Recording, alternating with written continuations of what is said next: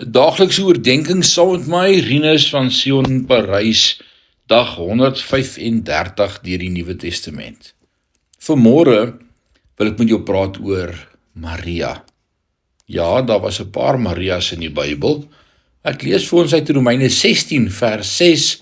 Paulus skryf en hy sê, groete vir Maria, wat so hard in julle belang gewerk het.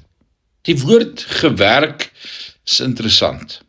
Dieselfde woord word in Lukas 5 vers 5 gebruik met verwysing na die vissers wat die hele nag lank hard gewerk het. Dit hou verband met die idee van sweet. Maria dus baie gesweet vir hulle, geswoeg. Sy het haarself gegee in 'n bediening wat harde werk behels het. Dit fascineer my. Vandaar word van 6 verskillende vroue met die naam Maria in die Nuwe Testament melding gemaak. Wanneer mense aan Maria dink jy of aan Maria, die moeder van Jesus, of van Maria van Betanië, wat aan Jesus se voete gesit het terwyl haar suster Martha in die kombuis geswoeg het. Hierdie Maria is egter 'n werker.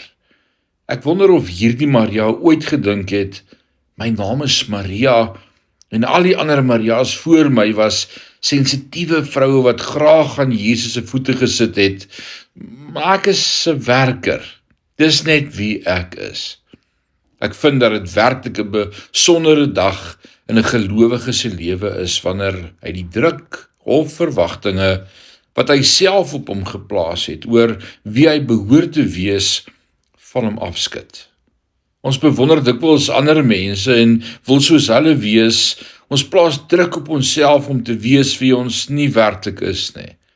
Dit is 'n wonderlike dag wanneer jy besef, al is my naam Maria, is die feit dat ek 'n vrou is wat bereid is om haar hande vuil te maak en aan die werk te spring, ek gaan dus net wees wie ek is. Maria se naam word deur die geskiedenis heen onthou, omdat sy gedoen het waarvoor sy geskape is, ongeag hoe die ander Marias voor haar was. Wees wie jy is, en God sal jou op 'n unieke manier gebruik. Mag die Here my en jou in hierdie dag bless met daardie vermoë om net jouself te wees, en te weet God het jou so gemaak, en hy wil nie iemand anders hê nie.